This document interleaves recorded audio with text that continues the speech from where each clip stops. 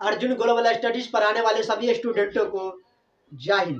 दोस्तों, आज मैं बताने वाला हूँ आप लोगों को पाचन तंत्र किस क्या है, पाचन तंत्र। इसलिए इस वीडियो के अंत तक देखिएगा ताकि आप लोग को पाचन तंत्र से रिलेटेड इसे सारा जानकारी आप लोग को मिल सके। चलो दोस्तों, अपनी वीडियो को स्टार्ट करता हूँ। सबसे पहले जानिए पाचन तंत्र को अंग्रेजी में क्या कहते हैं।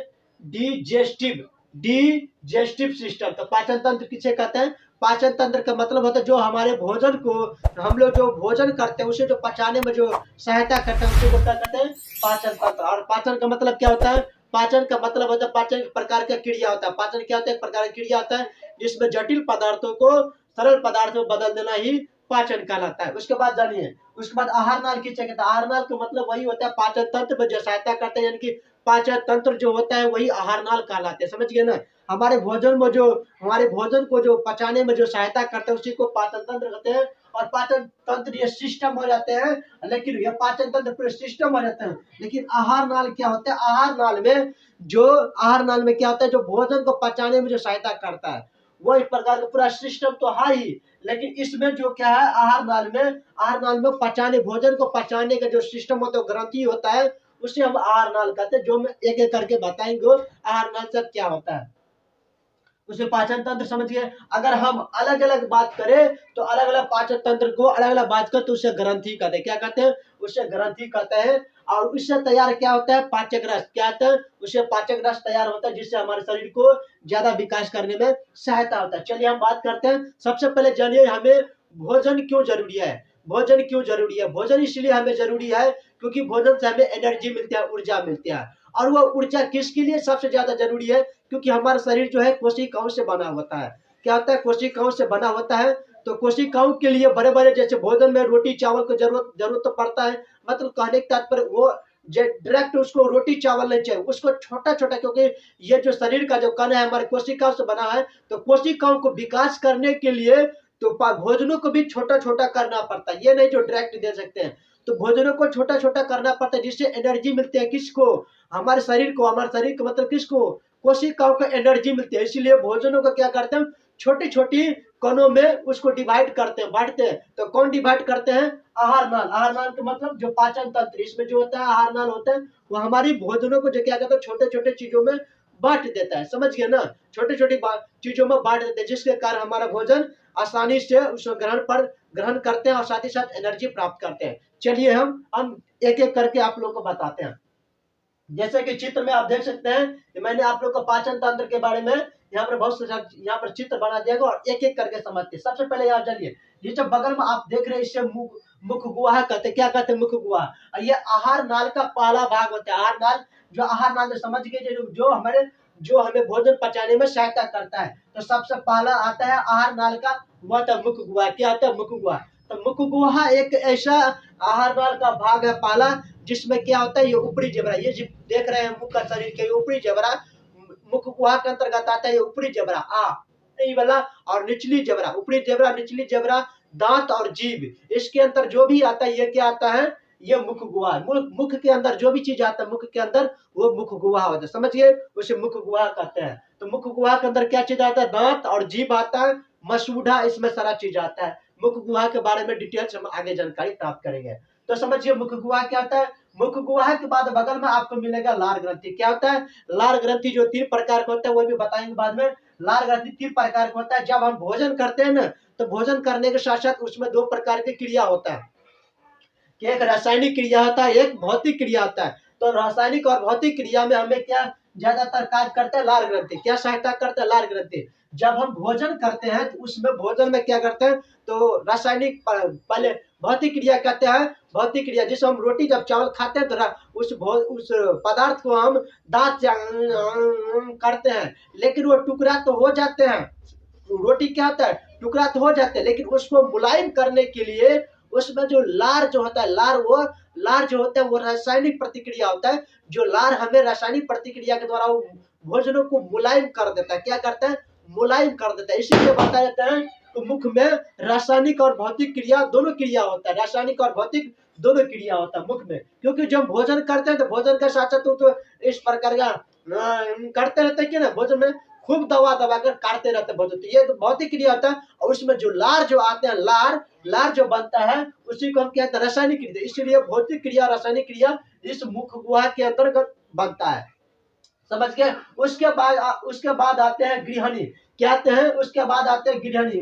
उसके यहाँ पर मुख्य गुहा के बाद आते हैं गृहणी। गृहणी क्या होता है, तो गृहणी में एक प्रकार यहाँ देख लीजिए, यह पाइप की तरह होता है जिसमें दो छिद्र होता है। क्या छिद्र होता है, एक होता है निगल द्वार, एक होता है कंठ द्वार। एक होता है निगल द्वार, एक कंठ द्वार। निगल द्वार कहते हैं इस प्रकार जो पाइप जो देखते हैं, जिस प्रकार पाइप इस प्रकार के पारे जाता है और इसे निकलता है। ऊपर से हम जब भोजन करते हैं तो भोजन करने के बाद ये वाला पाइप में चले जाते हैं जिसमें ये छिद्र होता है, और उसके बाद आते हैं तो ये निगल द्वार, ये निगल पहला आता है निगल द्वार, और उसे कंठ द्वार। तो कंठ द्वार में जब आते हैं तो इस बीच का भाग में क्या कहते हैं, गृहणी। क्या कहते हैं, गृहणी। ये दोनों छिद्र हो जाते हैं जो गृहणी के भाग में आ जाते हैं। और उसके बाद ये जो यहाँ से यहाँ तक आते हैं तो गृहणी कराते हैं। इसमें दो कंठ, ये एक द्वार होता है कंठ द्वार, एक होता है निगल द्वार, समझ गए। उसके बाद वहां से जो आगे बढ़ता है, उसके बाद ये जो गृहणी के बाद जो आगे बढ़ता है उससे कहते हैं ग्रास नली। क्या कहते हैं, ग्रास नली।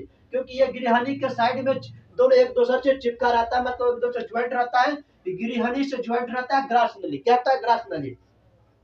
ग्रास नली यहाँ पर आ जाते हैं। ग्रास नली के अंतर्गत जब आते हैं तो वहां पर एक कुंचन होता है, संकुंचन होता है, करने का मतलब होता है वहां पर एक क्रिया होता है। इस ग्रास नली में एक प्रकार की क्रिया होता है जो भोजन को नीचे ढकेलने का कार्य करता है। भोजनों को यहाँ तक जो आ जाता है तो भोजनों को नीचे ढकेलने का कार्य करता है। वो जो क्रिया होता है उसे हम कर्मा कुंचन कहते हैं। क्या कहते हैं, कर्मा कुंचन। जो भोजन करते हैं तो भोजन ऑटोमेटिक कैसे नीचे नीचे चला जाएगा, तो उस पाइप के अंदर यहाँ जो है, यहाँ के बाद जो नीचे जाता है तो वहां पर एक क्रिया शुरू हो जाते हैं, कुंचन शुरू हो जाते हैं, जिसके कारण भोजन नीचे की तरफ जाता है, नीचे की तरफ जाता है, तो उसी को क्या कहते हैं, कर्मा कुंचन। क्या कहते हैं, कर्मा कुंचन। और कर्मा कुंचन के बाद जब भोजन आते हैं वो आते हैं अमास। क्या आता है, वो भोजन जो आते हैं वो अमाशय में, पहला क्या आता है, अमाशय में आते हैं, जो कि मैं यहाँ पर आप देख सकते हैं अमाशय के मैंने चित्र यहाँ पर बना दिया है। तो अमाशय में आता है, और अमाशय के बाद कितना छोटी आंत में आता है। अमाशय के बाद छोटी आंत में, और छोटी आंत में आने के पश्चात वो बड़ी आंत से बाहर निकाल जाते हैं, समझ गए ना। तो सबसे पहले मुख गुहा से गिरियाचड़ी में, उसके बाद ग्रास नली से आता है अमाशय में, और अमाशय के बाद आते हैं छोटी आंत में, और छोटी आंत जुड़े रहते हैं बड़ी आंत से, और बड़ी आंत निकलते हैं क्या, गुदा मतलब निगल द्वार से बाहर निकल जाते हैं। लेकिन अब हम जाते हैं डिटेल्स में। सबसे पहले हम जानते हैं कि अमाशय किसे कहते हैं। ये देख सकते हैं कि मैं उतना अच्छा नहीं बनाया, लेकिन फिर भी अमाशय का मैंने चित्र बना। अमाशय एक देख सकते हैं। तो अमाशय को क्या करते हैं, अमाशय में जो आते हैं तो अमाशय को 3 भागों में बांटा गया। क्या भाग, कितने भागों में बांटा गया, 3 भागों में बांटा गया है। ये बताया जाती है, ये सबसे चौड़ी होता है। क्या होता है, सबसे चौड़ी होता है। तो यहाँ पर देख लीजिए अमाशय जो होता है इसको 3 भागों में बांटा गया है, जिसको पहला भाग को ये ऊपर वाला भाग को कहते हैं कार्डियक। क्या कहते हैं, कार्डियक। दूसरा भागों को क्या कहते हैं, पुंडिक। ये वाला बीच का भाग, ये जो है बीच का भाग पुंडिक कहलाता है। और तीसरा भाग यानी कि पाइलोरिक भाग कहते हैं, समझ गए ना। ये ऊपर वाला भाग है, ये निचला वाला भाग हो गया, और बीच का भाग होता है। तो बीच को भाग को क्या कहते हैं, पुंडिक कहते हैं, और निचले वाला भाग को क्या कहते हैं, पाइलोरिक। क्या कहते हैं, पाइलोरिक जो ये से जुड़ा रहता है, जो ये ग्रास ये छोटी आंत से जुड़ा रहता है। छोटी आंत जो है अमाशय से जुड़ा रहता है। किससे, छोटी आंत अमाशय से जुड़ा रहता है, और अमाशय जो है इस ग्रास नली से जुड़ा रहता है, ग्रास नली से जुड़ा रहता है, जिसके कारण भोजन नीचे तक आता है। तो ग्रास नली ये अमाशय के चित्र है। तो अमाशय में जान गए कि सबसे पहले इसको 3 भागों में बांटा गया है, कार्डियक। दूसरा होता है नीचे का भाग को कहते हैं, नीचे वाला भाग को पाइलोरिक, और बीच का भाग को कहते हैं पुंडिक, समझ गए। तो यहाँ जो होता है इस 3 भाग में क्या होता है, तो ऊपर वाला जो भाग होता है उसमें HCl हाइड्रोक्लोरिक अम्ल, HCl डिपॉजिट रहता है। क्या रहता है, HCl डिपॉजिट रहता है, जिसको क्या होता है, अम्लीय होता है। HCl क्या, तो वो अम्लीय होता है, जो भोजन को पचाने में सहायता करता है, भोजन को पचाने में सहायता करता है, समझ गए ना। उसके बाद दूसरा भाग होता है फुंडिक। क्या होता है, फुंडिक में क्या होता है, तो फुंडिक में लगभग 4 घंटा तक भोजन को रखने की क्षमता है, समझ गए ना। 4 घंटा तक लगभग भोजन को रखने की क्षमता फुंडिक में होता है। उसके बाद वो नीचे चला जाता है पाइलोरिक में। कहाँ चला जाता है, पाइलोरिक में। अब देखिएगा छोटे छोटे बच्चों में, जो हम बच्चे जब दूध पीते हैं ना, तो 10-15 मिनट के बाद उगल देते हैं, तो उगलने के पश्चात वो दूध क्या दही की तरह निकलता है। क्यों? क्योंकि यहाँ उसको रखने की जो क्षमता है वो यहाँ दूध को रखता है, लेकिन वो टकराता है किससे? वो HCl से। HCl मतलब हाइड्रोक्लोरिक अम्ल से मिलता है, जिसके कारण दूध को ये अम्ल क्या करता है? फाड़ देता है, जिसके कारण वो जो निकलता है तो दूध दूध दही के रूप में निकल जाता है। समझ गए? ये पाइलोरिक, ये यहाँ पर ये वाला रखने की जगह है, यहाँ ये क्रिया होता है और वो नीचे से पाइलोरिक से नीचे चला जाता है। समझ गए ना? इससे क्या होता है? उसके बाद देखिए पाइलोरिक के नीचे यहाँ पर निचुल का भाग में एक रस पाया जाता है, जिसे जठर रस कहते हैं। पाइलोरिक जो भाग में होता है वो जठर रस होता है, और जठर रस में दो चीज मिला रहता है। दो चीज का मतलब दो पॉइंट रहता है, दो ग्रंथि रहता है। ग्रंथि मतलब उसको पचाने का कार्य करता है, जिसका नाम है पेप्सिन। क्या नाम है? पेप्सिन। एक रेनिन होता है। तो पेप्सिन क्या करता है? तो पेप्सिन प्रोटीन पर कार्य करता है। किस पर कार्य करता है? प्रोटीन पर कार्य करता है। पेप्सिन प्रोटीन पर कार्य करता है, उसे पेप्टोन में बदल देता है, पेप्टोन में बदल देता है। उसके बाद होता है रेनिन। क्या होता है? रेनिन। रेनिन ये केसिन प्रोटीन पर कार्य करता है। रेनिन केसिन प्रोटीन पर कार्य करता है और ये दूध को दही बना देता है, दूध को दही बना देता है। तो इस प्रकार है अमाशय का कार्य होता है। अमाशय के बाद आता है छोटी आंत में। तो अमाशय के बाद क्या आता है? छोटी आंत में। तो छोटी आंत में जो है इसको भी 3 भागों में बांटा गया है। छोटी आंत को 3 भागों में बांटा गया, जिसमें होता है पहला भाग होता है गृहणी होता है। क्या होता है? गृहणी होता है। दूसरा भाग जेजुनम होता है। तीसरा भाग इलियम होता है। समझ गए ना? तीसरा भाग क्या होता है? इलियम होता है। तो यहाँ पर देखिएगा जब ये छोटी आंत जो अमाशय से जुड़े रहता है, तो अमाशय से जुड़ा रहता है, तो छोटी आंत को ऊपरी भाग को क्या कहते हैं? गृहणी। और गृहणी के मार्ग में 2 नालिकाएं होती है। गृहणी के मार्ग में 2 नालिकाएं होती हैं, जिसे हम कहते हैं अग्नाशय। क्या कहते हैं? अग्नाशय। इसे क्या कहते हैं? अग्नाशय। और बगल में होता है यकृत। क्या होता है? यकृत होता है। यहाँ पर देख सकते हैं, जिसको हम लीवर बोलते हैं, यकृत होता है। उसी के बगल में होता है एक ये पित्ताशय। क्या होता है? पित्ताशय। यानी कि अग्नाशय और पित्ताशय मार्ग में होता है। किसके मार्ग में होता है? जो यह छोटी आंत के मार्ग में होता है। ये जो यकृत है इससे थोड़ा हट के रहता है। इससे क्या हट के रहता है? लेकिन ये दोनों जो चित्र है, यानी कि पित्ताशय और अग्नाशय, पित्ताशय और अग्नाशय ये मार्ग में आता है, गृहणी के मार्ग में आता है। यानी कि यह इसके दोनों मार्ग में और मिल जाते हैं। लेकिन बात यह है कि भोजन जब भी आता है तो इस तरह की आते हैं। भोजन जब इसके एंट्री करता है बाबू, तो यहाँ पर थोड़ा फैल जाते हैं, क्योंकि फैलेगा भोजन। जब फैलते हैं तब तो नीचे की तरह आता है, तो यहाँ पर थोड़ा फैल हो जाता है, और फैल होने के पश्चात यहाँ पर थोड़ा नीचे हो जाता है, और इस प्रकार की भोजन आते हैं। उसके बाद जेजुनम आता है। गृहणी के बाद भोजन कहाँ आता है? जेजुनम में। क्या आता है? जेजुनम में। और जेजुनम के बाद होता है इलियम में। क्या होता है? इलियम आता है। इलियम में क्या आता है? अंतिम रूप से पाचन की क्रिया हो जाता है। अंतिम रूप से पाचन की क्रिया हो जाता है। छोटी आंत जो इलियम होता है, छोटी आंत को जो इलियम जो लास्ट भाग होता है, शेष भाग होता है, यानी कि गृहणी और जेजुनम के बाद जो भाग बचता है उसे इलियम कहता है। और इलियम में लास्ट पोजीशन रहता है, मतलब पाचन क्रिया लास्ट रहता है। तो ये इसमें भी सारा काम हो जाता है, और होने के पश्चात वो छोटी आंत से क्या बड़ी आंत में चला जाता है, और उसके बाद गुदा यानी कि बाहर निकल जाते हैं। इस प्रकार की पाचन तंत्र के बारे में बात बताए गए हैं। मैं एक बात यह भी और आपको बता दूं, एक बार पूरा सुन लीजिए।